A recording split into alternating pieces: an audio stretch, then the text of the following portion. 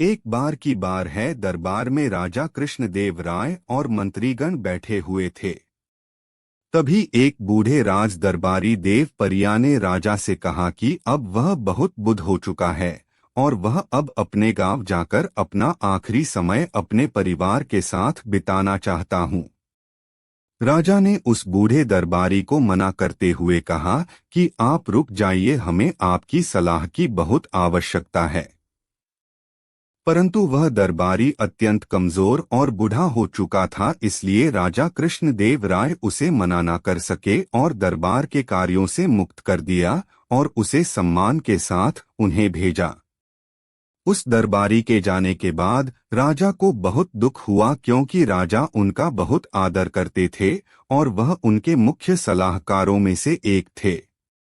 राजा बहुत दुखी हुए और उन्होंने अपने राज्य के कार्यों पर भी ध्यान देना छोड़ दिया।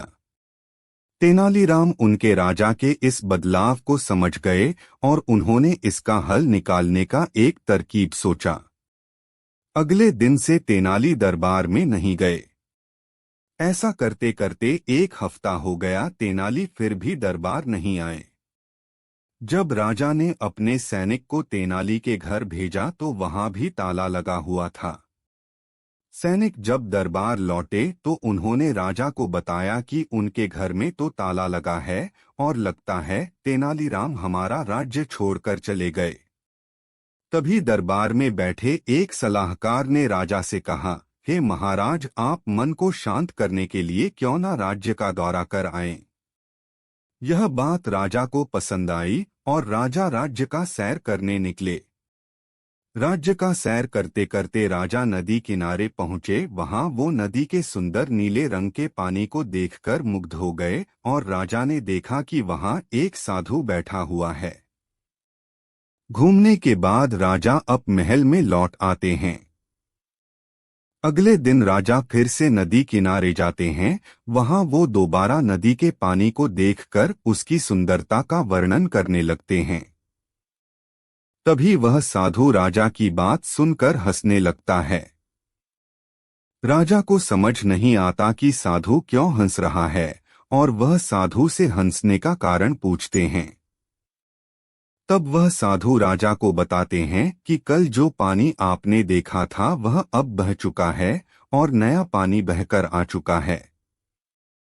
इसी प्रकार हमारे जीवन में लोगों का आना और जाना भी लगा रहता है, इसलिए उनके जाने से हमें नहीं रुकना चाहिए।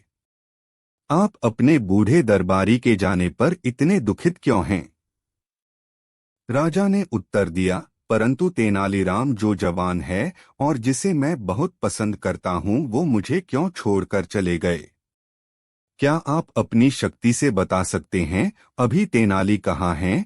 साधु ने उत्तर दिया, मैं जरूर इसी वक्त आपके सामने तेनालीराम को ला सकता हूँ, पर उसके लिए आपको एक वचन देना होगा कि आप इस राज्य को बिना किसी चिंता के चलाएं और खुश रहें।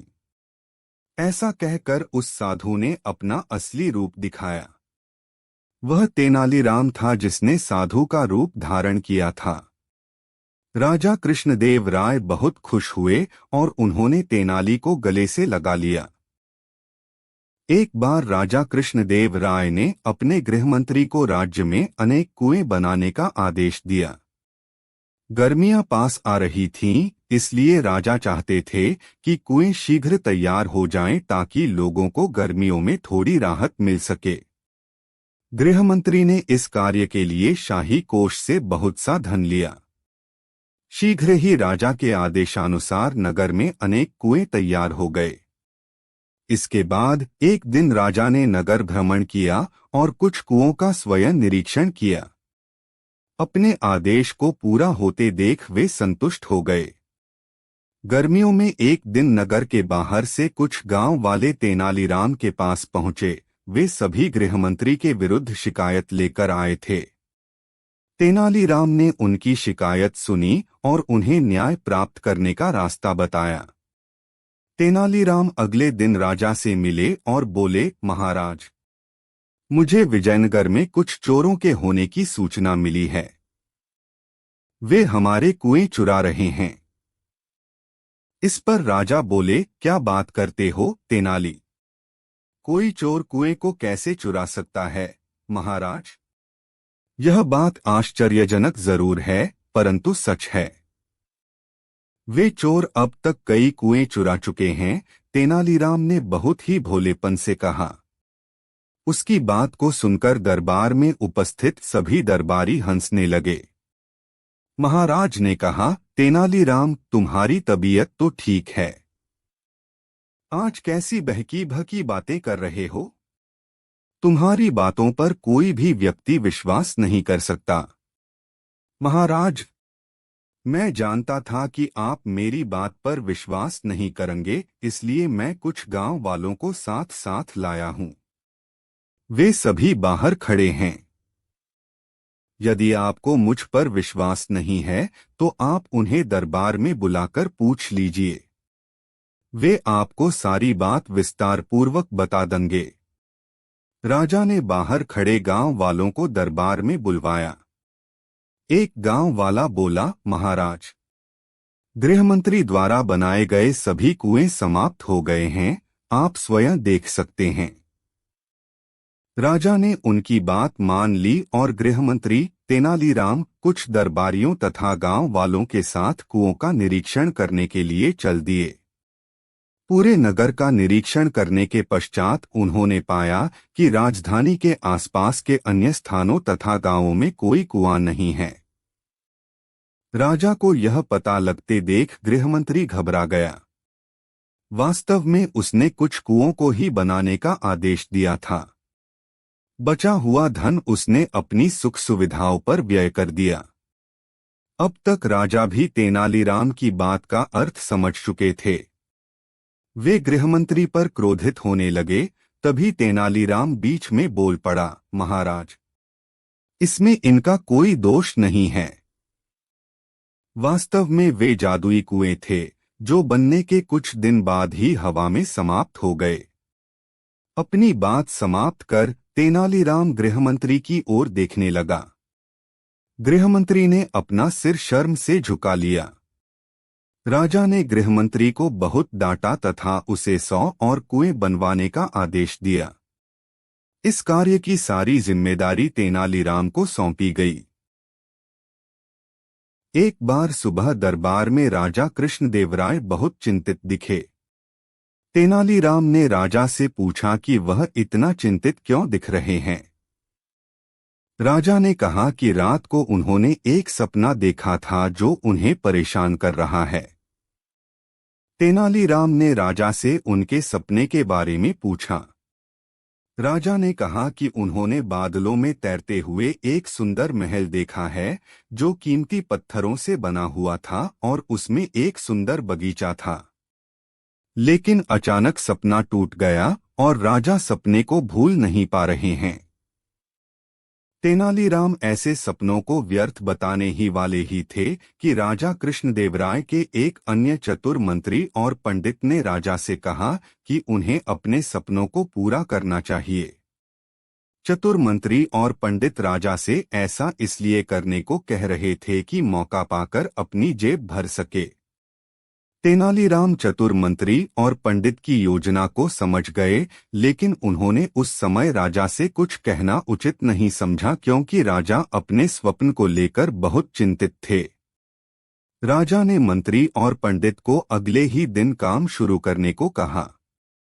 इसी प्रकार दिन बीतते गए। राजा जब महल के काम के बारे में पूछते तो मंत्री और पंडित बहाने बनाकर उनसे समय और पैसा मांगते। एक दिन एक बूढ़ा व्यक्ति राजा कृष्णदेवराय के दरबार में आया और उनसे न्याय मांगा। राजा बहुत न्यायप्रिय थे। उन्होंने उस व्यक्ति से वादा किया कि उसे न्याय मिलेगा।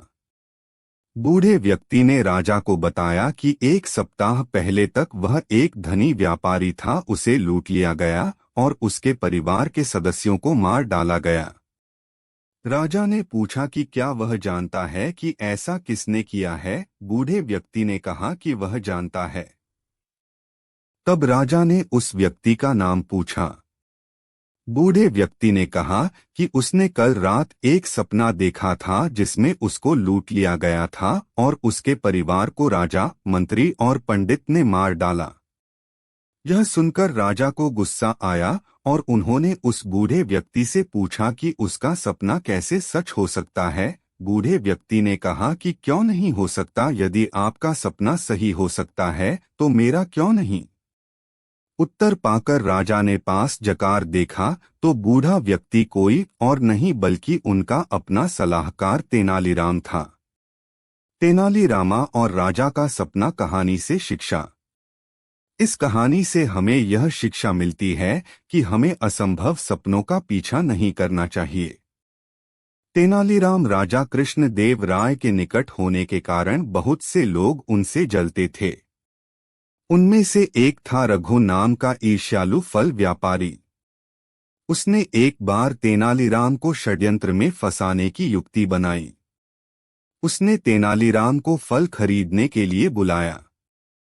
जब तेनालीराम ने उनका दाम पूछा तो रघु मुस्कुराते हुए बोला, आपके लिए तो इनका दाम कुछ नहीं है। यह बात सुनकर तेनालीराम ने कुछ फल खाए और बाकी थैले में भर आगे बढ़ने लगे। तभी रघु ने उन्हें रोका और कहा कि मेरे फल के दाम तो देते जाओ। तेनालीराम रघु के इस सवाल से हैरान हुए। वह बोले कि अभी तो तुमने कहा कि फल के दाम कुछ नहीं है, तो अब क्यों अपनी बात से पलट रहे हो। तब रघु बोला कि मेरे फल मुफ्त नहीं हैं। मैंने साफ साफ बताया था कि मेरे फलों का दाम कुछ नहीं है। अब सीधी तरह मुझे कुछ नहीं दे दो, वरना मैं राजा कृष्ण देव राय के पास फरियाद लेकर जाऊंगा और तुम्हें कठोर दंड दिलाऊंगा। तेनालीराम सिर खुजाने लगे और यह सोचते सोचते वहां से अपने घर चले गए। उनके मन में एक ही सवाल चल रहा था कि इस पागल फल वाले के अजीब षड्यंत्र का तोड़ कैसे खोजूं। इसे कुछ नहीं कहां से लाकर दूं। अगले ही दिन फल वाला राजा कृष्ण देव राय के दरबार में आ गया और फरियाद करने लगा। वह बोला कि तेनाली ने मेरे फलों का दाम कुछ नहीं मुझे नहीं दिया है। राजा कृष्ण देव राय ने तुरंत तेनालीराम को हाजिर किया और उससे सफाई मांगी। तेनालीराम पहले से तैयार थे। उन्होंने एक रत्नजड़ित संदूक लाकर रघु फल वाले के सामने रख दिया और कहा, ये लो तुम्हारे फलों का दाम। उसे देखते ही रघु की आंखें चौंधिया। उसने अनुमान लगाया कि इस संदूक में बहुमूल्य हीरे जवाहरात होंगे। वह रातों रात अमीर बनने के ख्वाब देखने लगा और इन्हीं ख्यालों में खोए खोए उसने संदूक खोला। संदूक खोलते ही मानो उसका ख्वाब टूट गया। वह जोर से चीखा, ये क्या, इसमें तो कुछ नहीं है। तब तेनालीराम बोले, बिल्कुल सही, अब तुम इसमें से अपना कुछ नहीं निकाल लो और यहाँ से चलते बनो। वहां मौजूद महाराज और सभी दरबारी ठहाका लगाकर हंसने लगे और रघु को अपना सा मुंह लेकर वापस जाना पड़ा। एक बार फिर तेनालीराम ने अपने बुद्धि चातुर्य से महाराज का मन जीत लिया था। एक बार किसी वित्तीय समस्या में फंसकर तेनालीराम ने राजा कृष्णदेव राय से कुछ रुपए उधार लिए थे। समय बीतता गया और पैसे वापस करने का समय भी निकट आ गया, परंतु तेनाली के पास पैसे वापस लौटाने का कोई प्रबंध नहीं हो पाया था। सो उसने उधार चुकाने से बचने के लिए एक योजना बनाई। एक दिन राजा को तेनालीराम की पत्नी की ओर से एक पत्र मिला। उस पत्र में लिखा था कि तेनालीराम बहुत बीमार हैं। तेनालीराम कई दिनों से दरबार में भी नहीं आ रहा था, इसलिए राजा ने सोचा कि स्वयं जाकर तेनाली से मिला जाए। साथ ही राजा को भी संदेह हुआ कि कहीं उधार से बचने के लिए तेनालीराम की कोई योजना तो नहीं है। राजा तेनालीराम के घर पहुंचे। वहां तेनालीराम कंबल ओढ़कर पलंग पर लेटा हुआ था। उसकी ऐसी अवस्था देखकर राजा ने उसकी पत्नी से कारण पूछा। वह बोली, महाराज, इनके दिल पर आपके दिए हुए उधार का बोझ है। यही चिंता इन्हें अंदर ही अंदर खाए जा रही है और शायद इसी कारण ये बीमार हो गए। राजा ने तेनाली को सांत्वना दी और कहा, तेनाली, तुम परेशान मत हो। तुम मेरा उधार चुकाने के लिए नहीं बंधे हुए हो। चिंता छोड़ो और शीघ्र स्वस्थ हो जाओ। यह सुन तेनालीराम पलंग से कूद पड़ा और हंसते हुए बोला, महाराज धन्यवाद। यह क्या है तेनाली? इसका मतलब तुम बीमार नहीं थे। मुझसे झूठ बोलने का तुम्हारा साहस कैसे हुआ? राजा ने क्रोध में कहा। नहीं नहीं महाराज, मैंने आपसे झूठ नहीं बोला। मैं उधार के बोझ से बीमार था। आपने जैसे ही मुझे उधार से मुक्त किया, तभी से मेरी सारी चिंता खत्म हो गई और मेरे ऊपर से उधार का बोझ हट गया। इस बोझ के हटते ही मेरी बीमारी भी जाती रही और मैं अपने को स्वस्थ महसूस करने लगा। अब आपके आदेशानुसार मैं स्वतंत्र, स्वस्थ व प्रसन्न हूँ। हमेशा की तरह राजा के पास कहने के लिए कुछ न था। वे तेनाली की योजना पर मुस्करा पड़े। बहुत समय पहले की बात है। विजयनगर राज्य में राजा कृष्णदेव राय का शासन था। उनके राज्य में तेनाली नामक छोटे से गांव में राम नामक व्यक्ति रहता था। राम एक विद्वान तथा कवि था। वह राजा कृष्णदेव राय के दरबार का एक हिस्सा बनना चाहता था, परंतु जब भी वह राजा से मिलने जाने की कोशिश करता, दरबान उसे दरबार में जाने ही न देते। एक दिन तेनाली राजा से भेंट करने के लिए दरबार में ताक झांक कर रहा था कि उसकी वजह से वहां हो रहे नृत्य के कार्यक्रम में रुकावट आ गई। राजा को बहुत गुस्सा आया और उन्होंने अपने सैनिकों को हुक्म दिया कि तेनाली का सिर काट दें। तेनाली जानता था कि ऐसा होने वाला था और वह इसके लिए तैयार था। उसने सैनिकों से विनती की कि वह पवित्र नदी के बीच जाकर अपने प्राण देना चाहता था। जब सैनिक उसे नदी के पास ले गए तो तेनाली उसमें गले तक डूबकर खड़ा हो गया। जैसे ही सैनिक ने तेनाली की गर्दन तलवार से काटनी चाही, तेनाली ने अपना सिर पानी में डुबो दिया। सैनिक ने फिर से कोशिश की पर तेनाली हर बार बच निकला। काफी देर तक कोशिश करने के बाद सैनिकों ने हार मान ली और वे उसे राजा के पास ले गए। राजा को तेनाली की चतुराई जानकर प्रसन्नता हुई, पर अभी वे उसकी बुद्धिमत्ता की और परख करना चाहते थे। उन्होंने तेनाली को हाथियों के परों तले कुचलवाने का आदेश दिया। सैनिक तेनाली को जंगल में ले गए और वहां एक बड़ा गड्ढा खोद दिया। वे तेनाली को उसमें डालकर हाथी लाने चले गए। जब सैनिक वहां से चले गए तो वहां से निकल रहे एक कुबड़े धोबी ने भीतर झांका और पूछा कि वह वहां क्यों बैठा था। तेनाली ने धोबी को यकीन दिला दिया कि वह भी एक कुबड़ा धोबी था और उस गड्ढे में बैठने से उसके कुबड़ का इलाज हो गया। धोबी ने तेनाली को बाहर आने में मदद की और खुद इलाज के लिए वहां बैठ गया। जब सैनिक वापस आए तो वे तेनाली के स्थान पर धोबी को वहां देखकर दंग रह गए। तेनाली ने एक बार फिर से अपनी बुद्धिमत्ता सिद्ध कर दी थी। राजा कृष्णदेव राय ने बड़ी प्रसन्नता से उसे अपने दरबार का हिस्सा बनने के लिए निमंत्रण दिया। तेनाली राम का असली नाम रामलिंग था। वह एक चतुर और सूझबूझ वाला, हर बात को तर्क की कसौटी पर कसकर कहने वाला सत्यवादी व्यक्ति था। उन दिनों वह विजयनगर के एक प्रांत तेनाली में अपने परिवार, मां और पत्नी के साथ रहता था। उसके एक ही संतान थी जो कि बेटा था। रामलिंग ने सुन रखा था कि राजा कृष्णदेव राय बुद्धिमानों व गुणवानों का आदर करते हैं। उसे भी अपने बुद्धि बल पर बड़ा भरोसा था। अतः वह अक सोचता कि क्यों न मैं भी दरबार में जाकर अपना भाग्य आजमाऊं। लेकिन सीधे सीधे राजा के पास नहीं पहुंचा जा सकता था। अतः वह किसी महत्वपूर्ण व्यक्ति से भेंट होने के अवसर की ताक में रहने लगा। संयोग से उन्हीं दिनों राजगुरु ताताधारी का तेनाली के पास मंगलगिरी नाम के स्थान पर आना हुआ। वहां जाकर रामलिंग ने उनकी बड़ी सेवा की और अपनी इच्छा व्यक्त की। राजगुरु देख चुका था कि तेनाली का यह रामलिंग बड़ा ही बुद्धिमान और चतुर व्यक्ति है। ऐसे चतुर व्यक्ति को राजगुरु और उसके दल, जिसमें कई मंत्री और सेनापति तक शामिल थे, के लिए खतरा उत्पन्न हो सकता था। आंख टालने की गरज से उसने कहा, जब भी मुझे लगा कि अवसर उचित है, मैं राजा से तुम्हारा परिचय करवाने के लिए बुलवा लूंगा, चिंता मत करो। राज्य को जैसे बुद्धिमानों की सदा आवश्यकता रहती है, और महाराज तो गुणी एवं बुद्धिमानी के कदरदान हैं ही। यह आश्वासन पाकर रामलिंग बहुत प्रसन्न हुआ। राजगुरु चले गए और रामलिंग राजगुरु के बुलावे की बड़ी उत्सुकता से प्रतीक्षा करने लगा, लेकिन बुलावा न आना था, न आया।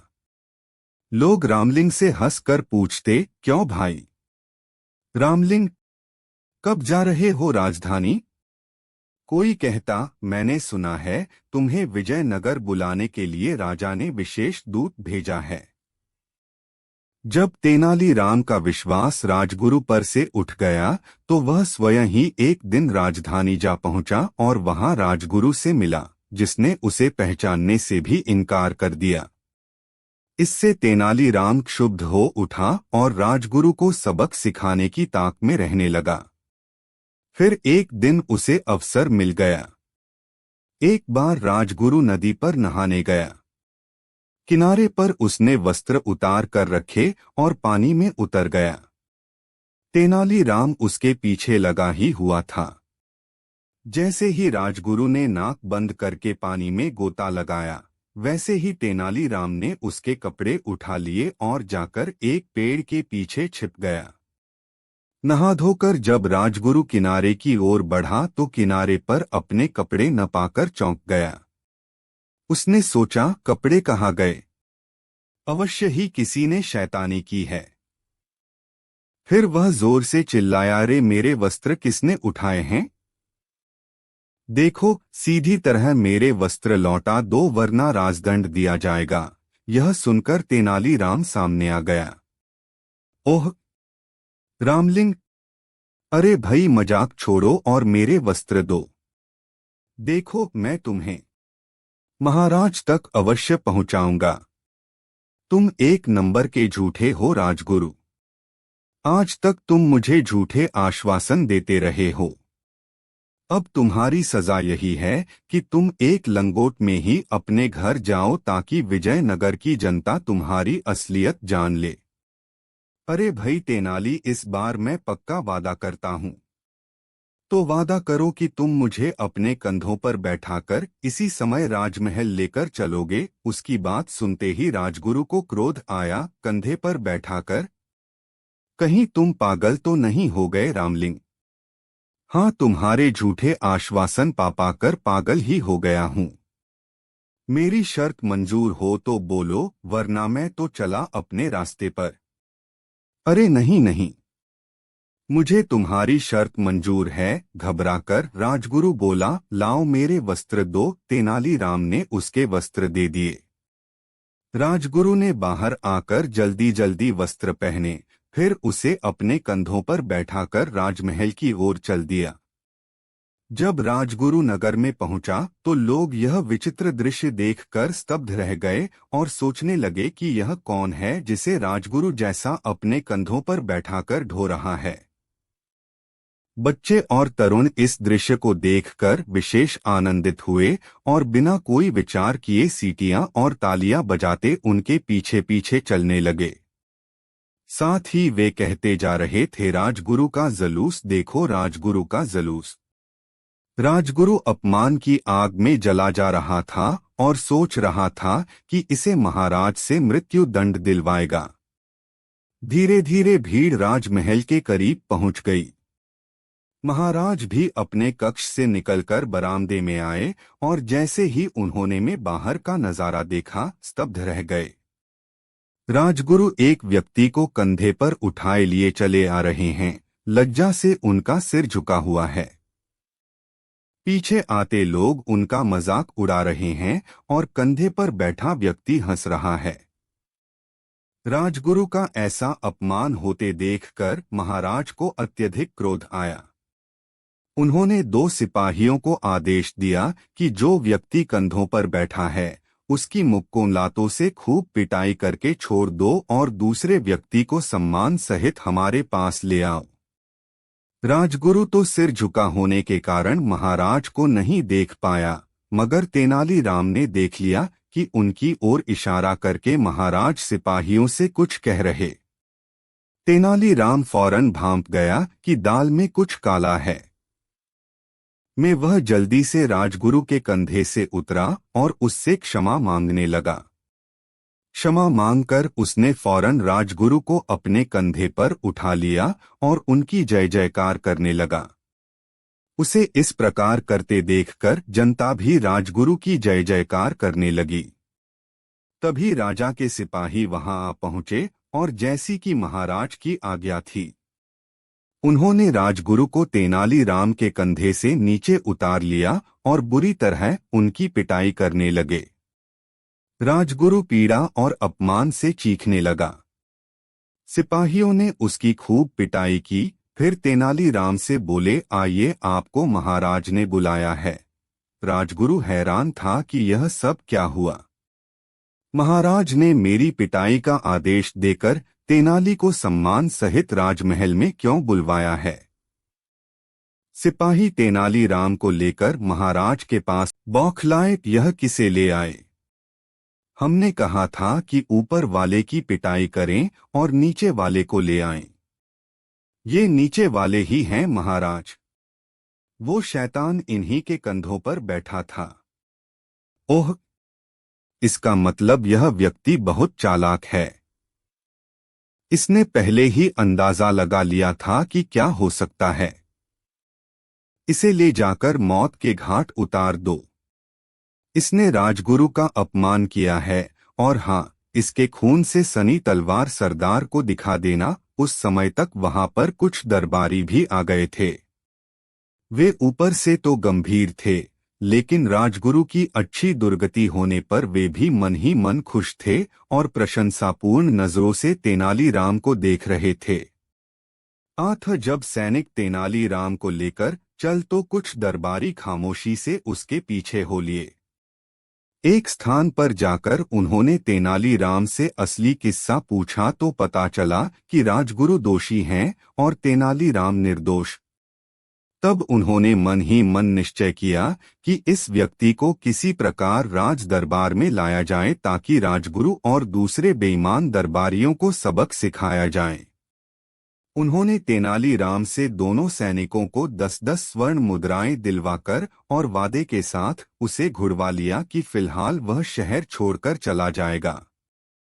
फलस्वरूप सिपाहियों ने एक बकरे को मारकर उसके खून से सनी तलवारें सरदार को दिखा दी। तेनालीराम को जहां जान बचने की खुशी थी, वहीं 20 स्वर्ण मुद्राओं के जाने का दुरख भी था। मगर वह भी इस प्रकार चुप बैठने वाला नहीं था। उसने अपने घर जाकर अपनी मां और पत्नी को सिखापढ़ाकर महल में भेज दिया। दोनों सास बहू महाराज के पास जाकर फूट फूट कर रोने लगी। क्या बात है? तुम कौन हो और यहाँ आकर इस प्रकार क्यों रो रही हो? महाराज ने पूछा। महाराज, एक छोटे से अपराध के लिए आपने मेरे बेटे रामलिंग को मृत्युदंड दे दिया। उसके इस दुनिया से चले जाने के बाद मैं किसके सहारे जीऊंगी? कौन होगा मेरे बुढ़ापे का सहारा? कहकर उसकी मां सिसक कर रोने लगी। और मेरे इन मासूम बच्चों का क्या होगा महाराज? मैं अबला इन बच्चों और बूढ़ी सास का पेट कैसे पालूंगी? महाराज को तुरंत अपनी गलती का एहसास हुआ कि उस छोटी सी भूल की उसे इतनी बड़ी सजा नहीं देनी चाहिए थी, मगर अब हो भी क्या सकता था। उन्होंने आज्ञा दी, इन्हें हर माह 10 स्वर्ण मुद्राएं दी जाएं, जिससे ये अपना व बच्चों का भरण पोषण कर सकें। 10 स्वर्ण मुद्राएं तत्काल लेकर दोनों सास बहू घर पहुंची और तेनालीराम को पूरी बात बताई। तेनालीराम खूब हंसा। चलो, 10 स्वर्ण मुद्राएं अगले माह मिल जाएंगी, हिसाब बराबर। विजयनगर साम्राज्य के राजा कृष्णदेव राय एक दिन में एक बड़ा शिवालय बनवाना चाहते थे। इस बात पर ध्यान देते हुए उन्होंने अपने विशेष भवन को बुलाया और अपने शिवालय के लिए कोई अच्छी जगह खोजने को कहा। कुछ ही दिनों में शिवालय के लिए एक अच्छे स्थान पर सभी ने सहमति व्यक्त की। राजा को भी वह स्थान अच्छा लगा और उसने कहा कि यहाँ काम शुरू हो सकता है। राजा ने मंदिर निर्माण का सारा काम एक मंत्री के हाथ में रख दिया। उन्होंने अपने साथ मिलकर कुछ लोगों को साफ सफाई और साफ सफाई के काम में लगाया। खुदाई के दौरान पहली बार वहां शंकर देव की सोने की मूर्ति मिली थी। जब मंत्री ने सोने की मूर्ति देखी तो वह लालची हो गए और लोगों से कहा कि इसे मेरे घर रखाओ। खुदाई करने वालों में से कुछ लोग तेनालीराम के खास थे।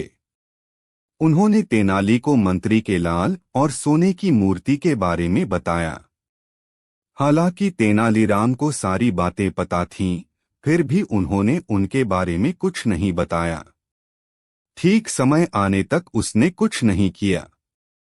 कुछ दिन बाद जिस स्थान पर मंदिर का निर्माण हुआ, वहां भूमि पूजन का सही समय आ गया। जब सब कुछ ठीक हो गया तो राजा ने अपने भवन से एक मूर्ति बनवाने की बात दरबार में रख दी। उन्होंने अपने सभी सहयोगियों से पूछा कि वे इसके बारे में क्या बताते हैं। सभी से बात करने के बाद भी राजा अभी तक यह तय नहीं कर पाए थे कि मूर्ति का क्या किया जाए। अगले दिन राजा ने मूर्ति के बारे में बात करने के लिए अपने सभी भक्तों को एक बार फिर दरबार में बुलाया। उसी समय एक साधु प्रथम बार दरबार में आया। जब सभी ने साधु को देखा तो सभी ने उन्हें बैठने को कहा। साधु ने राजा से कहा, स्वयं महादेव ने मुझे यहाँ भेजा है। मुझे पता है कि आप में से कुछ लोग शिव का मंदिर बनाना चाहते हैं और यहाँ किस तरह की मूर्ति की स्थापना की बात हो रही है, इसलिए मैं यहाँ आया हूँ। साधु ने आगे कहा कि भगवान शिव ने उन्हें आपकी समस्याओं के समाधान के लिए भेजा है। राजा कृष्णदेव तब चौंक गए जब साधु ने कहा कि भगवान शिव ने उन्हें बुलाया है। हाँ, महाकाल ने ही मुझे भेजा था, साधु ने कहा था। उन्होंने कहा कि शिव शंभु ने अपना एक स्वर्णिम प्रतिमान धारण किया है। जटाधारी साधु ने एक मंत्री की ओर इशारा करते हुए कहा, ईश्वर ने इस मंत्री के घर में मूर्ति रखी है। ऐसे ही एक संत की मूर्ति निकली। साधु की बात सुनकर वो मंत्री डर गया। उसने सोचा कि इस साधु की मूर्ति के बारे में कैसे पता चलेगा। अब राजा को बताया गया कि खुदाई के समय उसे एक सोने की मूर्ति मिली थी। जब महाराज ने यह सब देखा तो उन्होंने दरबार के चारों ओर तेनालीराम की तलाश की, लेकिन वह नहीं मिले। तेनालीराम कुछ समय बाद दरबार में आया। सबने जब तेनालीराम को देखा तो सब जोर जोर से हंसने लगे। हालांकि केवल एक व्यक्ति ने कहा कि यह अच्छा था तो वो सन्यासी साधु थे। आपने अपने बाल और आकृतियों के उकेरे दिए हैं, लेकिन आप अपने बालों और आकृतियों के उकेरे भूल गए हैं।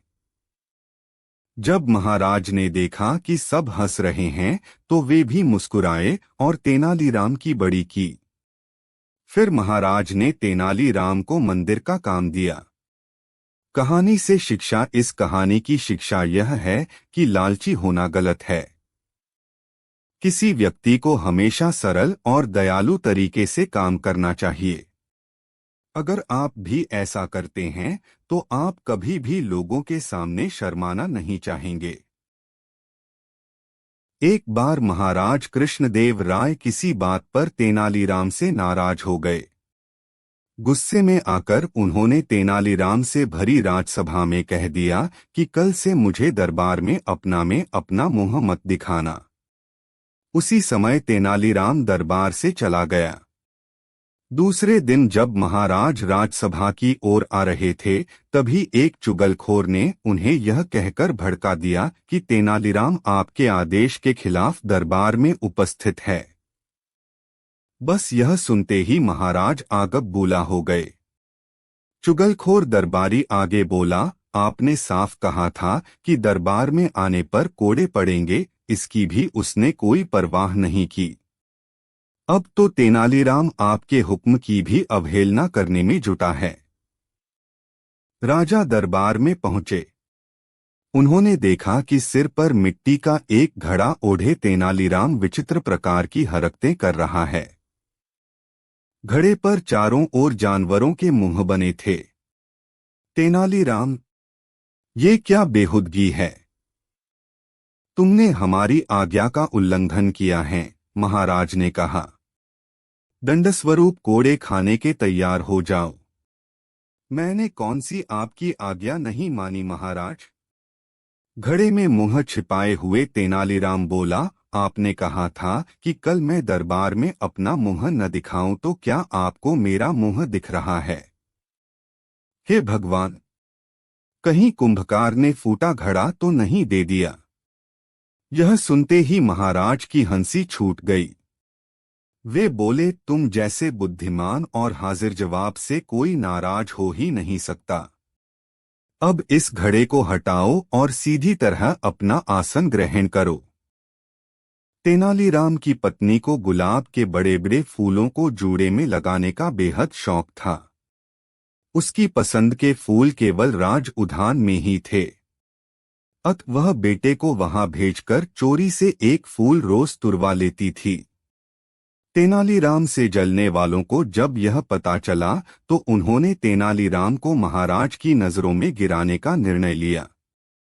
उन्होंने उसके फूल चोरी करने का समय नोट कर लिया और जब एक दिन सभा चल रही थी, तब तेनालीराम की मौजूदगी में महाराज से शिकायत कर दी और कहा कि महाराज, चोर इस समय आपके बगीचे में है, यदि इजाजत हो तो पकड़वाकर हाजिर करें। ठीक है, वह चोर जो कोई भी है, उसे हमारे सामने हाजिर करो। सभी दरबारी कुछ सैनिकों के साथ बगीचे के द्वार पर आ गए और सिपाहियों को बगीचा घेर लेने का आदेश दिया। वे लोग तेनालीराम की भी अपने साथ ले आए थे और उन्हें पूरी बात बता भी चुके थे कि वह चोर और कोई नहीं बल्कि आपका बेटा है। कुछ दरबारी इस बात पर बड़ा रस ले रहे थे कि जब तेनालीराम का बेटा चोर हैसियत से दरबार में हाजिर होगा तो तेनालीराम की क्या बात बनेगी। एक दरबारी ने चुटकी ली, क्यों तेनालीराम, अब क्या कहते हो? अरे भाई, कहना क्या है? एकाएक ही तेनालीराम जोर से चिल्लाए, मेरे बेटे के पास अपनी बात कहने के लिए जुबान है। वह स्वयं ही महाराज को बता देगा कि वह बगीचे में क्या करने आया है। वैसे मेरा ख्याल तो यह है कि अपनी माँ की दावा के लिए पौधों की जड़ें लेने आया होगा, न कि गुलाब के फूल चोरी करने आया है। तेनालीराम के बेटे ने बगीचे के अंदर से ये शब्द सुन लिया। दरअसल उसे सुनाने के लिए ही तेनालीराम ने इतनी जोर से बोला था। वह फौरन समझ गया कि उसका पिता क्या कहना चाहता है। अत उसने झोली में एकत्रित किए फूल फेंक दिए और कुछ पौधों की जड़ें उठाकर अपनी झोली में रख लिया, बाहर आ गया। जैसे ही वह बाहर आया, वैसे ही दरबारियों के इशारे पर सिपाहियों ने उसे पकड़ लिया और ले जाकर दरबार में पेश किया। महाराज, यह है आपके बगीचे का चोर, तेनालीराम का पुत्र। यह देखिए, अभी भी इसकी झोली में गुलाब के फूल हैं। गुलाब के फूल?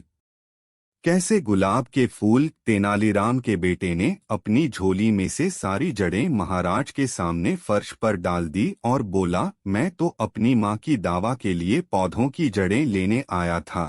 यह देखकर महाराज ने दरबारियों को खूब फटकार लगाई। सभी दरबारी शर्म से सिर झुकाए खड़े सोचते रहे कि गुलाब के फूल जड़ कैसे बन गए।